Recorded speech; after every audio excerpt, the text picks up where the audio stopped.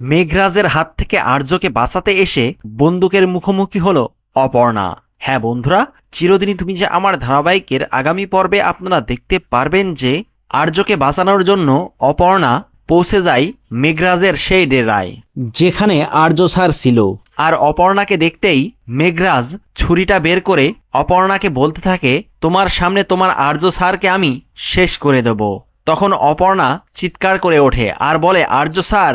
তখন দেখা যায় আর্য উঠে মেঘরাজকে ধাক্কা মেরে ফেলে দেয়। তখন অপর্ণা এসে আর্যকে জড়িয়ে ধরে। ঠিক সেই সময় অনেকগুলো গুন্ডা একসঙ্গে চলে আসে এবং তারা অপর্ণা ও আর্যর দিকে বন্দুক তাক করে।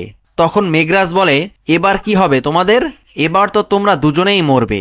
এই বলে সে হাসতে থাকে। এদিকে আর্যর অবস্থা খুবই খারাপ, সে খুবই অসুস্থ। তো বন্ধুরা, অপর্ণা কি পারবে এই বিপদের হাত থেকে আর্যকে বাঁচাতে? কি মনে হয় আপনাদের তা কমেন্ট করে জানিয়ে দিন। ভিডিওটি ভালো লাগলে লাইক, শেয়ার ও সাবস্ক্রাইব করে সাথে থাকুন।